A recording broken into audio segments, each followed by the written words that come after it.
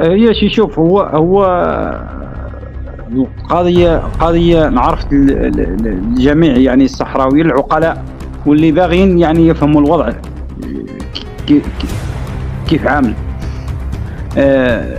الأخبار وما فيها عن أغلبية الشعب الصحراوي. كنت قلت لك أنا عن 85% عرفوا عن بيع الجزائر الوهم للصحراويين أو تعاطف مع الشعب الصحراوي، ليس لسواد عيونهم، إنما لمصالحهم الخاصة، لأجندة خاصة.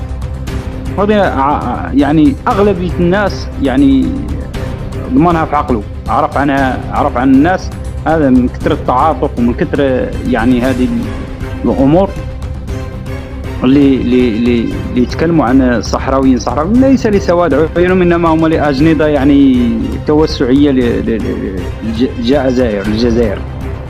يصاب خير على ذلك، واللي أنا نرفع عليها القبعة رغم اختلافي معها صراحة، لأن هي منين واجهوها وقالت لهم الحقائق وقالت لهم والدليل، قالوا لها أنت هما سبحان الله عنا احنا هادو كما قلت لكم خينزو هادو كيف الحمرة والبعرة.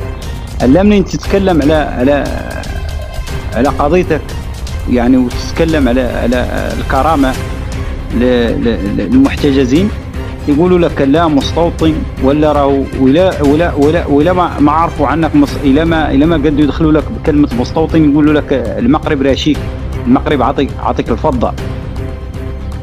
تم رفعت بهم قضية في مدريد حتى تشوفوا الخوض الإسباني اللي معدل. تم الاستئناف في محكمة سيفيا، تم الحكم يعني هذا إبراهيم مخينزو ما يدخل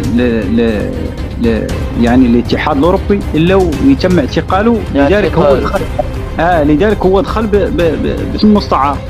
هذه هي قد الأخبار ما فيها، وما هي لولا هي الأخيرة يعني. لحد الساعة يتم اغتصابات، لحد الساعة يعني فتاة كاع في عمر 14 15 سنة ما باقية تتزوج، باقية تقرأ، ما عارفة كاع العرس شنو.